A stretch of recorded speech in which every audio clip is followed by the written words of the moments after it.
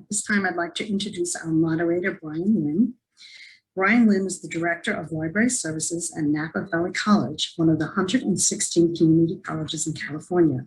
Prior to his appointment at NVC in 2020, Brian served as the Dean of Libraries and Chief Librarian at Hunter College in New York and on the board of our organization, LILRC. On a personal note, Brian and his husband, American Botanical Garden leader Scott Medbury, were officially married in Canada prior to the recognition of same-sex marriage in the US, and are thrilled to see the day when a gay couple such as Pete and Chasten Buttigieg are nationally prominent leaders. Brian, I'm turning it over to you. I'm so thrilled to introduce Chasten to this event and to be moderating. Chasten Buttigieg has built a name of his own as an advocate for teachers, inclusion, and the arts.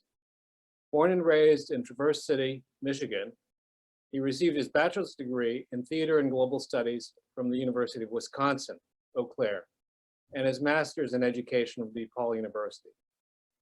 Chasten most recently worked as a middle school drama and humanities teacher before joining his husband Pete on the 2020 presidential campaign trail.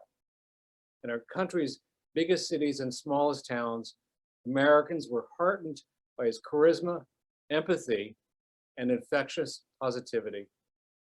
In his moving, hopeful, and refreshingly candid memoir, I Have Something to Tell You, Chasten shares a story of growing up gay in his small Midwestern town, his relationship with Pete, and his hope for America's future. The book was an instant New York Times bestseller. Chasten currently lives in South Bend, Indiana, with Peter and their 2 rescue dogs. I was nearly tearing up introducing you, Chasten, and I want to say how much I connected with the book and related to your story. And I wish there was a memoir for me personally to guide myself when I was coming out and trying to find my way through life and through college. So personal gratitude to you. That's so sweet of you, Brian. Thank you. Thank you so much. That it really means a lot to hear reflections like that. That was my goal.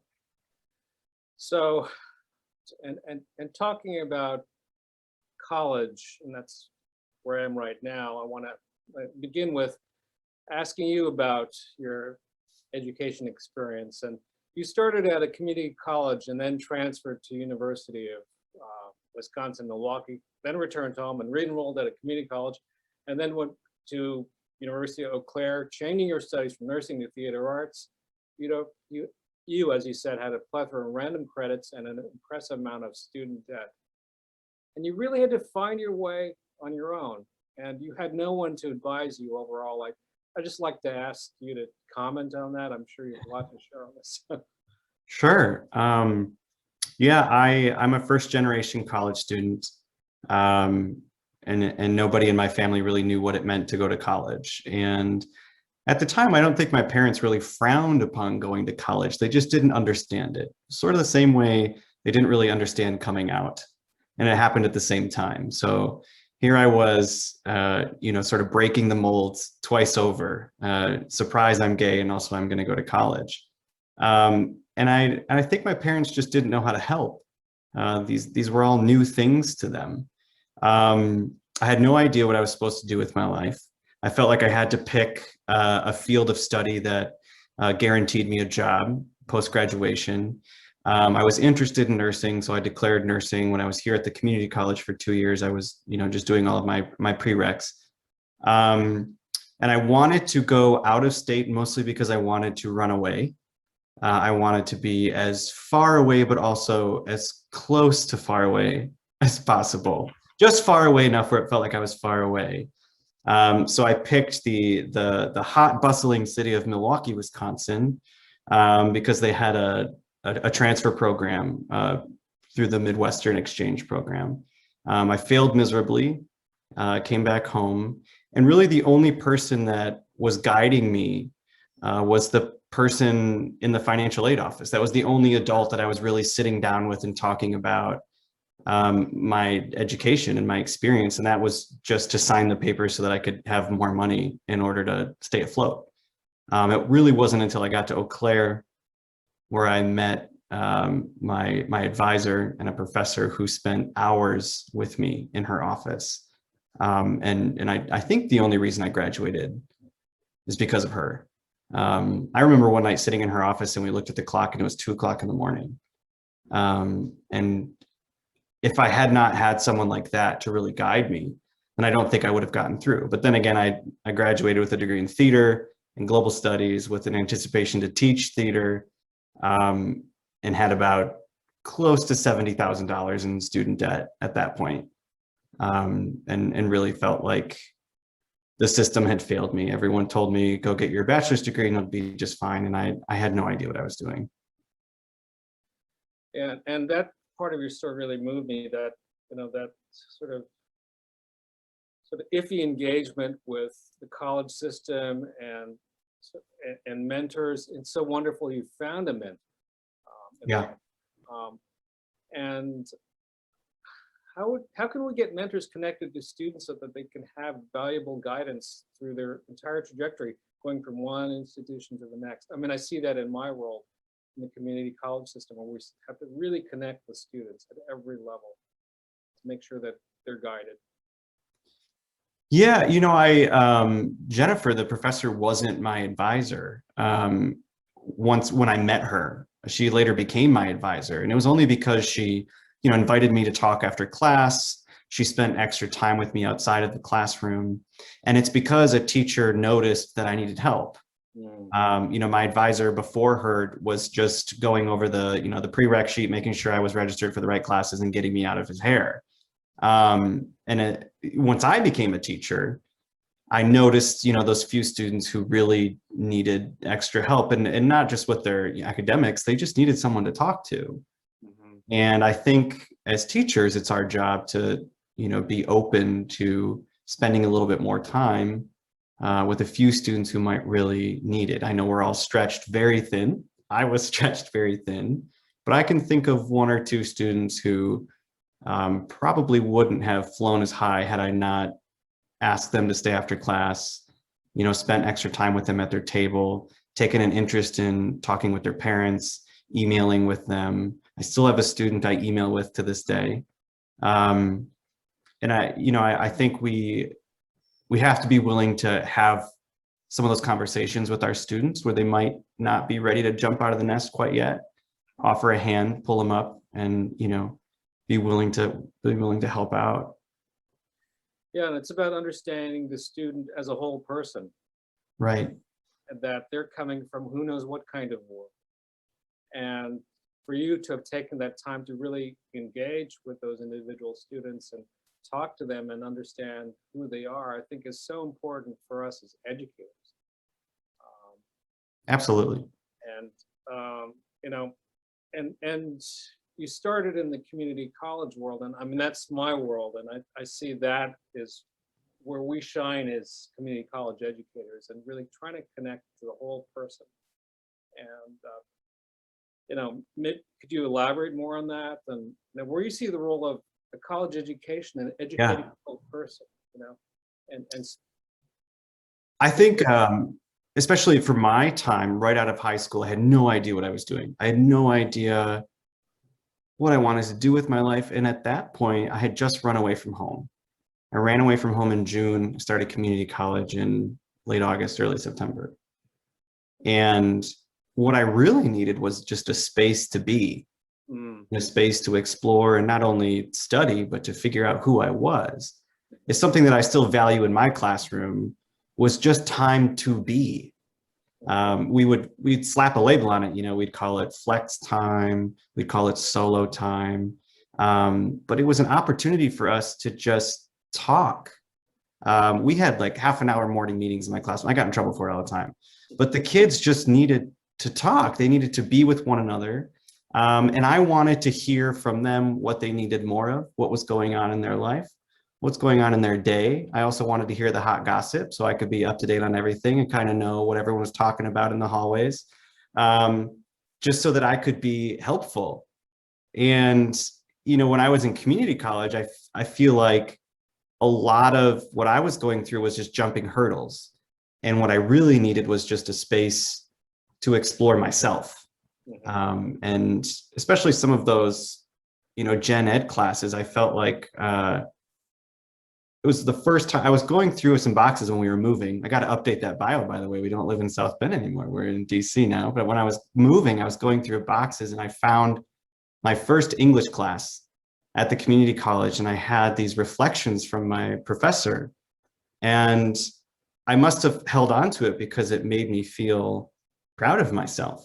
They were glowing reflections and, you know, like a whole page of thoughts about my writing and, you know, the professor's gratitude for digging deep into the subject and wearing my heart on my sleeve and putting it all on the page. And it was the first time I think, you know, someone at college said like, wow, you're talented. You've got something going on here. And I wish we would have had more time to just sit and talk and be. So it kind of gets back to what we were talking about, you know, being an advisor, but making that space. And I think teachers all across the country right now are stretched so thin, and we keep losing that time to help children develop as whole humans. And standardized testing makes it really hard. Limited scheduling makes it really hard. You know, Common Core sometimes stretches teachers so thin where we're so worried about checking every box, make sure that we do the job the way the state is mandating we do the job, that we forget that we're teaching little humans. You know, we're helping a child develop. We're not training robots, we're training humans. And sometimes to be human, we just need to do that, right? Be human. And that's, you know, the best we can do as educators. And I still consider myself an educator as a librarian. And one of the things that I know that, you know, you touched on in your book and you struggled with was amassing student loan debt on your exploration through higher ed. And yeah. I mean, that's a common thread in American education these days. And what do you think it's reasonable for 17-year-old students to amass enormous amount of college debt and work it off? And I'd love your thoughts. Yeah, it's a really scary system. And again, I had no idea what I was doing. And if you really want to set me off at the Thanksgiving dinner table, you know, you say something like, well, in my day, we worked minimum wage and put ourselves through college. You know, I was working 2, if not 3 jobs sometimes during college. And there's no way I could afford to pay for everything. And sometimes taking out those loans was just filling in the gap. You know, I could work a part-time job. Gosh, I worked everywhere. Eddie Bauer, Toys R Us, I was bartending, waiting tables, you know, and that was enough money to pay for groceries, buy some beer on the weekend, you know, to make it by. But it was not feasible to work a part-time job at minimum wage and pay for $30,000 tuition bills every year. And it's really scary to think that 17-year-olds are sometimes signing their life away. You know, along the way in my own story, I've experienced tremendous amounts of privilege now where I'm at. I'm still paying off my student loans. And sometimes it really feels impossible to climb out of that debt. And I think we have a really big problem in this country, especially when we're asking 17-year-old kids to make a decision for the rest of their lives. Yeah.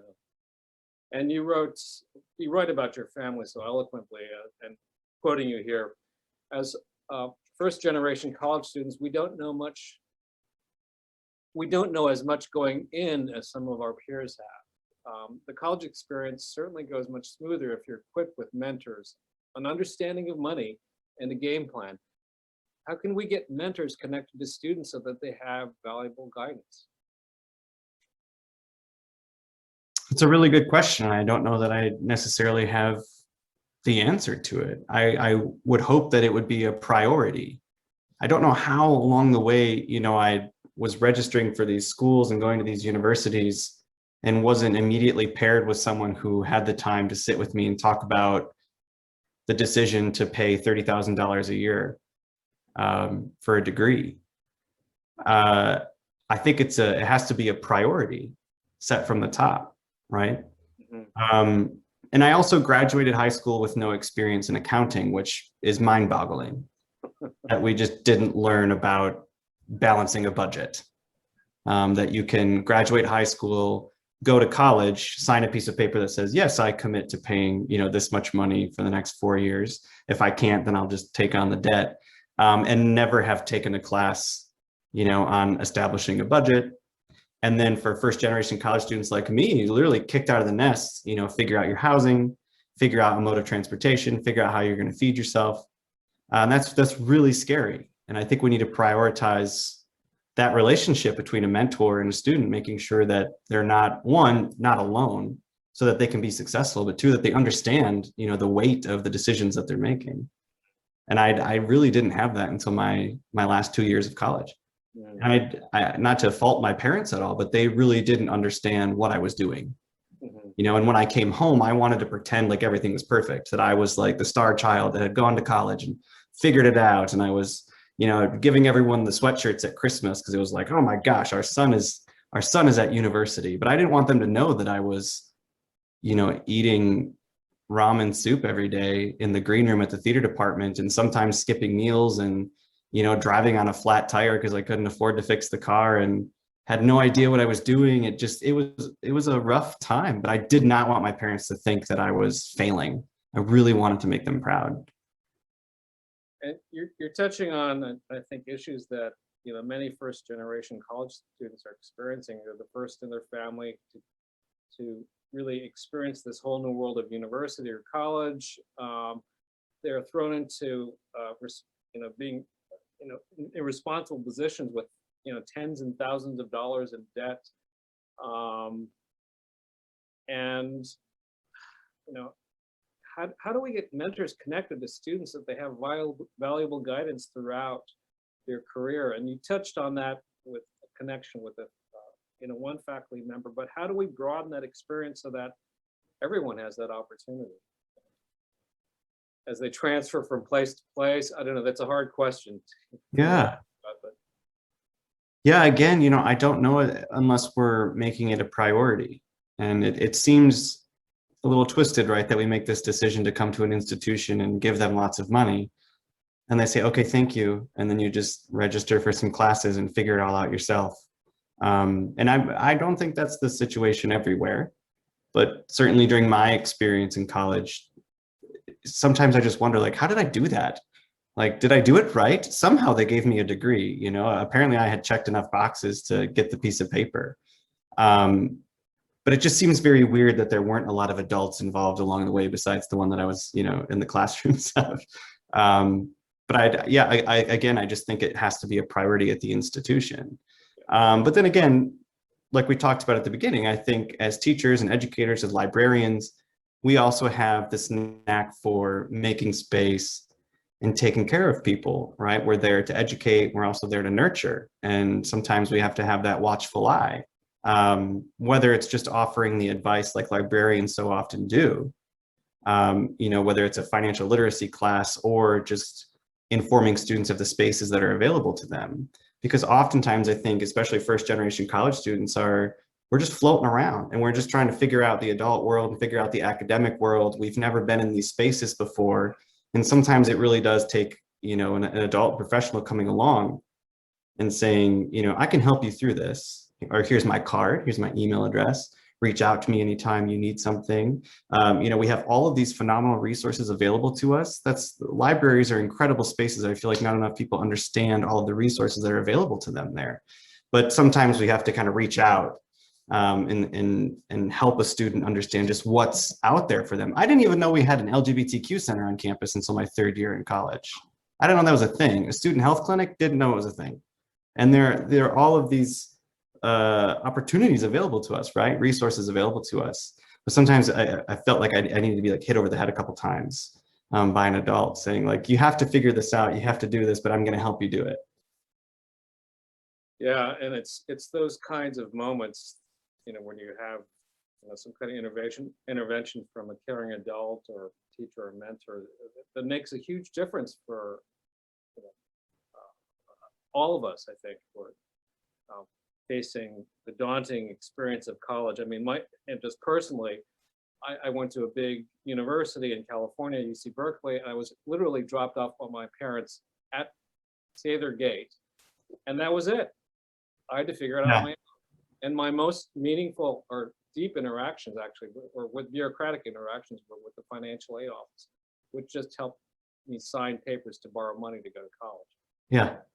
Beyond that, it was all up to me. And I'm glad that you and many others are thinking about how colleges and higher education approach young adults. We're barely formed when we arrive at the doorstep. Right. Apologies for interrupting, but Brian, some people are having difficulty with your audio. If you can either put on a headset or speak closer to the mic. Okay, I will move closer. Can you hear me now? We'll get some feedback from some people in Chasten's team and get back to you. If you have a headset, that does the trick too. I don't have a headset, sorry. Then we're cool. I'll speak louder. Thank You you. know, if you get a $100,000 theater degree, Brian, then you'll just learn how to project, Exactly. fill your kitchen with sound. I'll speak louder. Okay, now I'm now conscious of how I am speaking, so I will speak louder. All right. That will help out. So as I'm conscious of our time here, I want to sort of cant to another topic about, your experience as a prominent LGBTQ representative, you and your husband. And, Americans should be able to see themselves in the people tasked with representing them at the highest level of the government. You and your husband, Peter, became the faces of representation at the highest level. What have you learned from the experience, particularly from the personal interactions with other members of the LGBTQ community? Yeah, well, thank you for that question. I certainly never thought that this is where I would be, especially based on my early experiences of coming out. I definitely spent many nights thinking that I wouldn't even be here alive today. And, fast forward to being out on the campaign trail with your husband who's running for president. A lot of pinch me moments come along with that. I'm conscious that I only have a certain experience in the LGBTQ community, right? I am one letter in a very big acronym. I'm also a white cisgender male. So my experience in the LGBTQ community is a narrow one. And when I was out on the campaign trail, at first I felt like I had to be perfect all the time. Because when you're a first, everyone's watching and there are so many opportunities for you to fail. And so rather than feel like I was free to just be myself, my fabulous gay self, I was very conscious of the way I walked, the way I talked, the way I performed. When Pete launched the campaign, I kissed him on the cheek, which was not planned. And then I caused a little bit of a kerfuffle with my affection. And that scared me. There were a lot of opinions floating around that we should be gayer, whatever that means, and that I should go home and hide and let Pete win the race and then emerge, at the inauguration. And I realized I just had to be myself. It was too crushing to try to pretend to be anybody else. And so I just kind of opened up about my own experiences. I started campaigning alone, separate from Pete. I got my own team. We started going to places where Pete couldn't be. I started giving interviews. I started doing speeches and a lot of community visits. And every community we went into, my request was that we either meet with an LGBTQ center, teachers, or an arts service provider, homeless service providers. Those were kind of my 4 areas, all that had connections to my own story. And oftentimes when I was sitting down with students at LGBTQ centers, or even adults, there were 2 types of reactions. One was, I can't believe you're real. This is a huge moment for the country. Lots of tears, lots of hugs. And the second was, especially amongst younger people, a hesitancy to feel like we actually understood what it was like to be young and queer in this country. which totally resonated with me because when I came out, I felt like nobody in government, gave a damn about me. Nobody cared about the young queer kid in conservative rural northern Michigan. And I totally understood where those kids were coming from. These young kids, 16, 17, running away from home, coming out as trans, sometimes crossing state lines, driving for hours, finding their way to LGBTQ centers, trying to get through school, but having to transfer schools every couple months because, they're getting bullied. And they're looking at this guy who, shows up in a suit and is like, my husband is gay and he's running for president and I get it. And I did not want these kids to think that I got it. And that was the reason I was out there talking with as many people as I could, because our experiences sometimes can be very siloed and very narrow. And I wanted to make my community proud. And I wanted to make sure that I was collecting as much research and stories as possible to bring back to the campaign so that it fueled, our policy making and it fueled our storytelling. So then we're out there talking about the importance of the Equality Act, we're sharing people's real lived experiences around the country. And as a first, I felt like it was not just an obligation, but a necessity to do right by your community. And I know, there were some people who pushed back and didn't get it. And that's okay. And in that, I think there is beauty because we now live in a country where you don't have to vote for the gay guy just because he's gay. I think that's actually a really beautiful thing. And there were other people I met that were, in their 60s, 70s, 80s, who had lost everything, lost their jobs, their homes, their families, their churches, all because of who they were, either because of their identity or because of the AIDS crisis. So there's a younger generation who doesn't understand the older generation. And I was trying my best to sort of bridge those two communities. But the vastness of our community, we're not a monolithic community.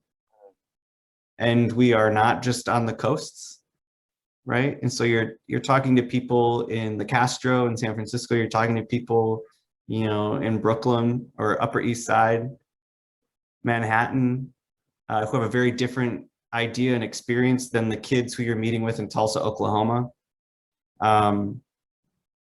And it really was just an honor to be in every single one of those rooms. And it wasn't so much the speaking, it was just the listening, because I felt like just as a queer person myself, I learned so much about our country and our community. And at the heart of all of that work was just an eagerness to do right by my community. And that was, it was one of the best things I did out on the trail. Maybe not the most politically savvy of things to do, maybe not the best use of my time, but at least if we were going to be living through this moment in history, I wanted to try to get out there and reach as many people in our community as possible. And, it's so moving to hear you speak about your thoughts on reaching out to a larger community. I mean, you and Pete are occupying, a special space in history right now. I mean, it's so moving to me. As I said, this about to cry, sorry. I'm of a different generation and I never thought I'd see this happen. I grew up in the time of AIDS. I grew up in the time when there was no gay marriage, when it would be hard for me to even be open, right, as a gay man. So it's anyway, just a personal share. Thank you, man. And as you talk about reaching an audience, will there be a book adaptation for a younger audience? And if so, what do you hope to accomplish by adapting? And what changes have you made that are significant in reaching a younger audience? Absolutely. It's funny, when I was talking with an agent, I said, I don't know, I felt like I wrote a book that younger people could read, and then they showed me how many swear words were in it. And I was like, oh, I never thought to do a control F of all the F bombs. But I thought I wrote a book. I think, high schoolers could read this book easily. there's a thing about when I was teaching English in 8th grade, you know, students have such a strong BS meter. Like they don't want to read something that is manufactured and, you know, just kind of packages some morals in there, you know, in between the robots and the aliens and whatnot. I think my students especially were so critical of everything that we read. And if they just smell you sneaking the spinach in like coated in sugar, then they're out, you know. And we recently announced that we're going to adapt this book for young readers, and that's kind of my full-time job right now. And I'm really excited about it because in a way I thought I wrote the book that I wish I would have had when I was younger. And then people sat me down and said, not quite. I am probably going to cut the last third of the book out. Most of my reflections on my relationship with Pete and meeting Pete, falling in love with Pete, and running for president. I think we're going to rework it a little bit and tie in some of those stories. But what I really want to dive into is all of the stories along the way, especially that have to deal with identity, that are sort of just peppered throughout. We don't really massage all of those feelings and emotions, and there's not a lot of time to unpack everything that I was going through. You know, there's a couple sentences about what it was like to be bullied in high school, and then we kind of move on because a memoir is a really hard thing to write. And you know, you cut another 10,000 words, cut another 10,000 words, and you're looking at your life. And even though I laughed at the idea of writing a memoir, I'm 32, I asked to write essays, and they said no. It's politics. It must be a memoir. It has to be your face and your name, which I think is hilarious. But I want to go back in and really get into the meat of discovering yourself, and talk about friendship and identity and family and love. There's so many lessons that I want young people to take out of this book. Things I wish somebody would have told me when I was younger, especially when you're younger and queer and you're alone and you feel like a freak and you feel like nobody understands who you are because you don't see anybody else like you. I grew up for 18 years. I thought something was chemically wrong with me, that it could be treated with therapy and medicine and prayer, that something was just twisted, you know. And I want young people to pick up a book and see themselves reflected in a story where they take a deep breath and they say, oh my God, this is me. And I'm not a freak. I'm not alone. You know, I am who I am. And there are many experiences along the way, you know, where I made poor mistakes and choices because I didn't know any better. I let people take advantage of me. I tried to blend in with friend groups that didn't accept me for who I truly was, but I was so desperate for belonging that I sacrificed my own values just to feel, you know, an ounce of belonging. So I think there's so much that we can expand in the YA version. And I want kids to, in the same way I wrote this one, I wanted someone to feel like, you know, they're grabbing a cup of coffee with me, or grabbing a drink, and we're just talking. I just wanted to share my story in that way, you know, a deeply personal and vulnerable, but kind of like a 2 martinis in vulnerability. And I want to share that. I want to share that with other kids because I want them to just read something where they're like, oh, okay, I'm not weird, and other people exist like this, and it's totally fine. And it's not someone trying to like shove spinach down their throat. It's just you know, just vulnerability, a couple jokes along the way, and just that sense of belonging is the most important thing. In every chapter, you know, it's important that people see something in there, whether it's their own personal story or they've learned a little bit of empathy about somebody else or somebody else's experience. And that was certainly my experience reading your book. I saw many connections, even though there were of different generations. And you know, you're a Midwesterner, I'm an East Coaster, but there's points of connection. And you know, and I love how you were, you know, talking about you know, focusing on a new book project. And related to books, you know, when you were at Fish Camp as a child, you were mostly reading Harry Potter books. Yeah. What do you like to read now when you have a chance? So this is a really hard question because the last year's been a little rough. I don't know about all of you, I can see the gallery of people who have their camera on. I've really struggled this year to focus. Writing the book right now is really hard.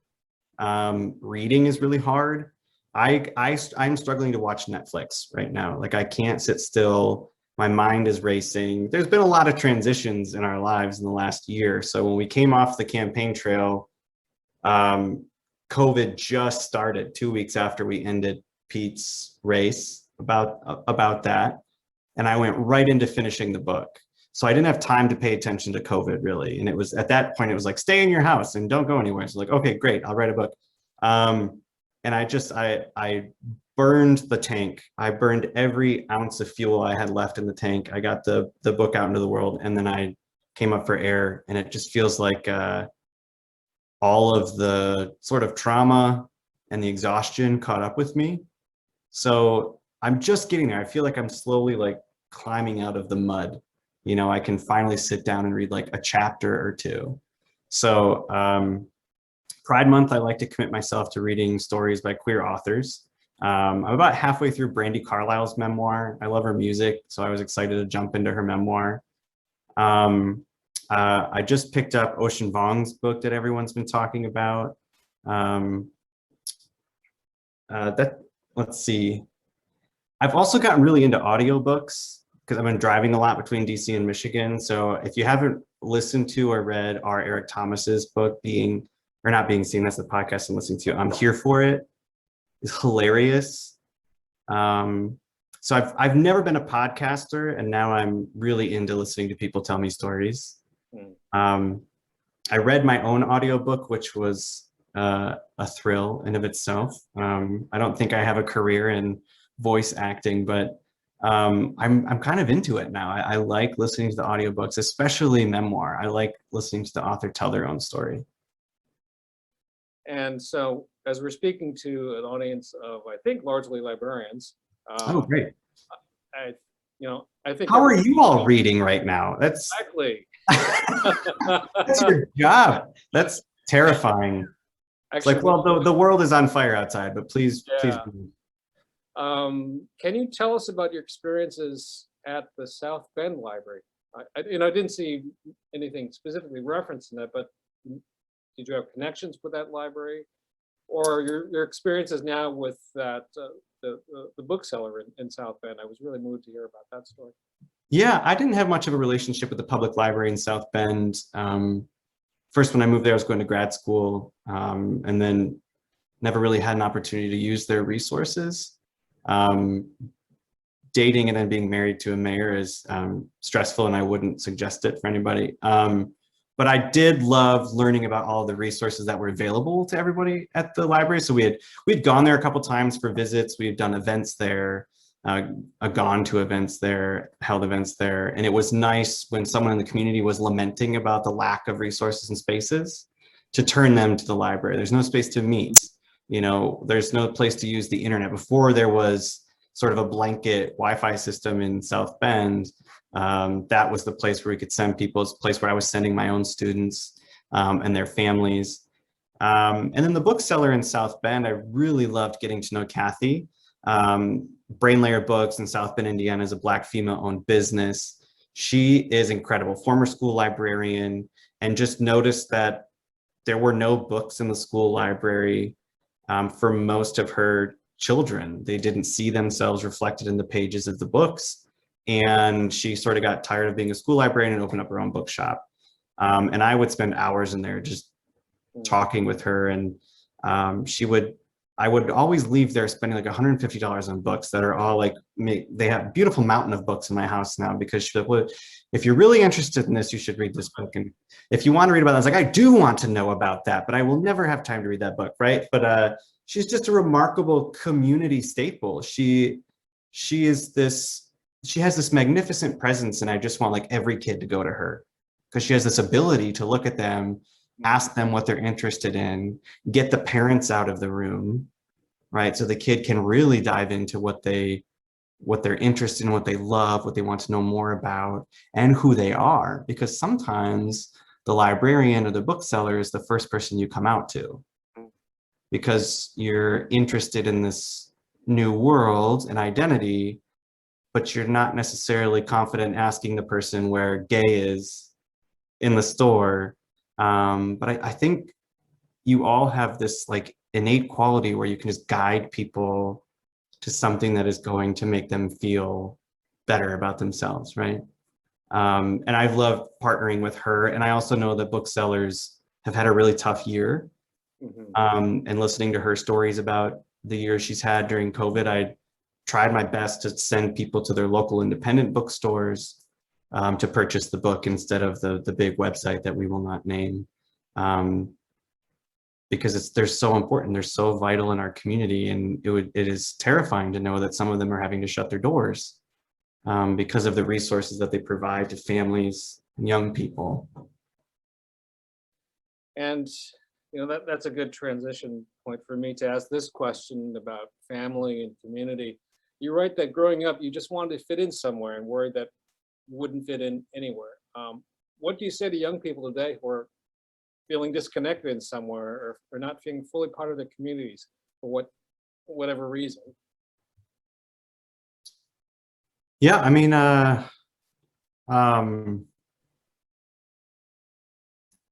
spent most of my life just trying to fit in, and there's this sentiment like it just gets better, like it one day will just be better. And I know that when you're young, that just sounds like bullshit, especially coming from adults. Okay, let's see. Chasten might be frozen, Okay, but we can keep talking. okay. I'm conscious of time here, so I want to make sure that. Yeah, Can you hear me? Yeah. we're back. Oh man. Okay. All right. Chasten, I'm looking at the clock, as they say, and it's now 2:45. So sorry. I know we're having a great conversation, and I just want to ask Sally to come back and sort of field the audience for questions. Thank you, Brian. That was terrific. Thank you, Chasten. So I've been collecting some of the questions in chat. We ask anyone to please put additional questions into chat rather than unmuting yourself. So Gayatri Bellum writes, how can you be a good ally when making mistakes? And how can you have meaningful conversations with friends and family to change their minds, especially if they're more conservative and don't see your humanity as a queer person? That is a phenomenal question. I think as an ally, if you consider yourself an ally, one of the most important things to do when you mess up is apologize right away.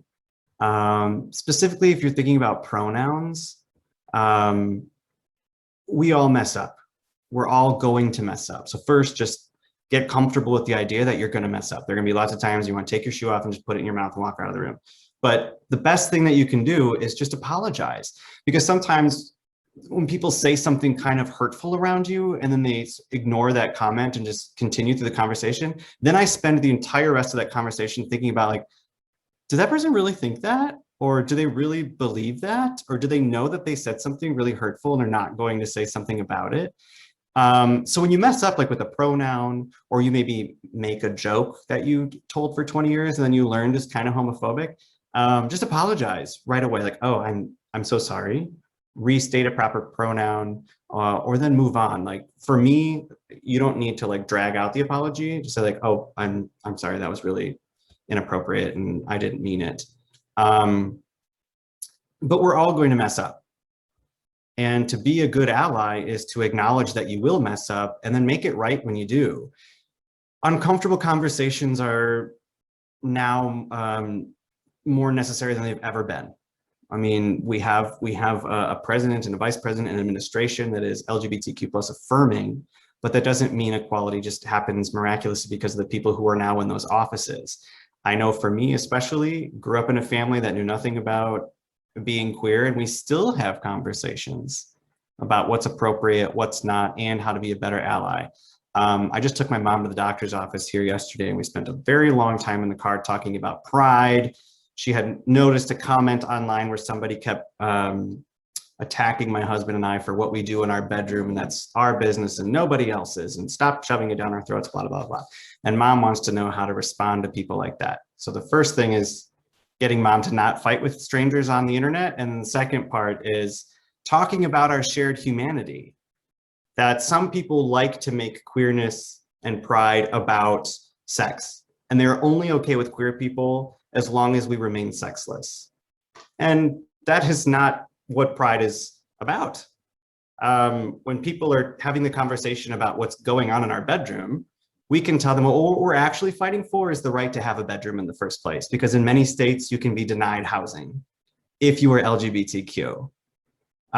Pride is about celebrating our existence, but it's also about fighting for true equality, especially for those who have often and historically been on the outside of inclusion. And I know it can be so uncomfortable when you hear that crazy uncle at the end of the table say something really homophobic or transphobic, but there are people who depend on you, who need you to stop the conversation and say, that's really inappropriate. I have friends who identify as LGBTQ, or I just care about people who are LGBTQ. We never want to beat people over the head with equality, right? Instead of blowing up relationships, we'd rather slowly build the bridge and usher them onto the right side of equality. And sometimes that's what we need to do. I don't want to take up too much time, but those gentle conversations that come from a place of love and understanding and a deep commitment to equality, but also maintaining a relationship with someone that we have loved for a long time, takes a lot of work and finessing. But as long as that relationship comes from, or that conversation comes from a place of love, then hopefully it can be productive. And then the thing that I always tell students that's really important is, before you have a conversation with someone you're trying to, to teach or to ask to do better, your safety is the most important thing. So as a teacher or librarian, whoever's on the call, if you're advising students who are asking questions about how to have those conversations, I think one of the most important things to do is instruct them to put their safety first. Because sometimes having those conversations they're never going to go well. They're never going to get you anywhere. And sometimes you got to protect your heart and your safety first, because those kids can be thrown out of their homes, their families, and we have to make sure that they're safe first. As mom to a gay son, I know where your mom's coming from, and you want to defend your child at every opportunity. And it really is upsetting to hear people say unkind things, even if they're in general. Moving on to a question that was about your mom's health. Frank McKenna writes, hello, Chasten. You wrote about your mom's health struggles. How are you doing now? How's your dad? That's very kind of you to ask. Mom's doing okay. My mom has been battling skin cancer for about 13, 14 years. And May was Skin Cancer Awareness Month, so I will just do a plug for everyone here. Please, please wear your sunscreen every day, 20 minutes before you go outside. It is not a pretty cancer, and it is very dangerous. And I believe the fact, I've got to make sure I get this right, is that more people, nope, I'm not even going to say it because I know it's wrong. And I'm gonna get it right one day, but there are so many skin cancer deaths in this country, and people do not understand how severe it is. So luckily mom is doing okay and it is manageable, but it's a very scary disease. It's so simple to put your sunscreen on and urge young people to not go tanning. That's very useful information, actually. When Brian and I were younger, there was no conversation about that. Tanning was encouraged, so was sunburning. It was the first layer of your tan. Yeah. Judy Ashby writes, the best thing about being a high school librarian was the informal conversations with students. And I maintain contact with some of them to enrich my life. Your authenticity shines through. I'm sure you have touched so many people. So you mentioned that you have still some contact with your students. How do you feel being out of the classroom? That must be very difficult. It's very difficult. Especially this last year, I kind of wanted to dive right back in because I knew it was a challenging year. I'm trying to find a way to get back into a classroom. These past 2 years have been a little difficult for that, but I really do miss it. And I thank you to that person who's a librarian and making space for those informal conversations. They truly save lives. Did Dr. Biden have any advice for you on how returning to work as a political spouse would work for you? Yeah, she teaches at a community college and I've looked into it. That being a more flexible way to be involved, being in a classroom. So we'll see. I kind of need to like finish unpacking the apartment in DC, taking my time, but I miss it very much, It's been a very busy couple of years for you. to say the least. Amy asks, post-COVID, what would you say and recommend to students entering the higher education environment? Gosh, I just hope that students aren't rushing into something they feel like they have to do. If they're doing it excitedly, then I'm excited for you to go on that next journey. And if you're not quite sure, I don't think there's anything wrong with studying abroad for a year or just getting a job for a couple of years. I sort of wish I could go back and take a year or two off and come into my identity and sort of figure out what I liked, what I didn't like, and just take a breather. I studied abroad in Germany and I came home. I was home for about a month and a half, and then I came out, ran away from home, and then started community college. And that was too much. It was too much too fast. And I wasn't ready to learn. And I just hope that students take a breather and focus on what's good for them and feel like they don't have to rush into college because everyone's telling them they need to. Because once you get to college, you realize like nothing matters when it comes to a timeline. I feel like everyone's like 4 years, got to get 4 years in and out. And then you graduate and you're like, I wish I would have taken an extra semester. The real world isn't all what it's chalked up to be. Right. So Barbara asks, how are you adjusting to life in DC? And I just want to add that next year's library convention where 40,000 librarians will show up on your doorstep will be in DC. Oh, great. If you have a new YA book to promote, see if you can be there. Hopefully, we're gonna try to make that deadline. DC's going okay. It's finally opening up, and that's great because 800 square feet, 1-bedroom apartment with 2 dogs has been a little tight. So that's why I try to escape to Michigan when I can. But it's going well, and I love seeing my husband happy, and he's so engaged and excited. I don't know how he does it. He gets up at 6 a.m. and like goes swimming and biking and running every day. And he's just like alive. And I'm like trying to write a book. It's a little different, but I'm happy to be there. It's a nice, you can just feel it in DC. Something's different. This new administration, this sense of hope, kind of washing over the city. And that's lovely. We also have a question about Buddy and Truman. How are they doing and can we see them? Oh gosh, they're sleeping. I was wondering if you could hear Buddy snoring during this. He's no, kind of Buddy. He just looked at me like I have no time for you. They're doing okay. Well, I'm happy to have them up here in Michigan because we have a big yard and they can run around and we go for lots of walks, and it's a lot better than having to walk your dog 5 times a day in the city. Plus, I get stopped all the time in DC walking the dogs, and I've been stopped multiple times where people notice the dogs but not me, which is but isn't that better? Especially with COVID, wear a mask and a hat. Yeah. And I had one person, it's like, is that Buddy and Truman? Like, aren't those Mayor Pete's dogs? And I said yes, and they're like, what is it like walking his dogs? They thought I was the dog walker, and I just said, it's a living. That's a great story. No one said anything about that. Okay, so Judy Ashby mentions we can all have 2 martinis at American Library Association annual conference. So we will send you the details on that. I'm not finding any additional questions. I'm just going to ask my colleague Alicia, are you aware of any other additional questions that we have today for Chasten? Otherwise, we're just coming around to the 3 o'clock hour and we're going to wrap. No, I believe you got all of them.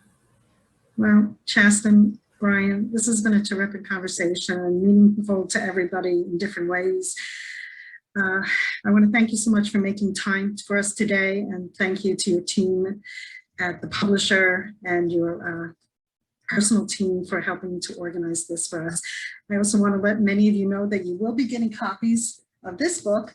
Awesome. I have something to tell you. It's hard to see in the blur. With signed book plates, I'm sure your hand probably fell off from signing. So there might be like a wine stain on one or two of them. I'm saving that one for myself. So thank you, everyone. Thank you for joining us at Long Island Library Resources Council. And this concludes our program. Please go to our website, lilrc.org/events to see future events. We hope to see you all. Thank you, everyone. Thanks so much, everyone.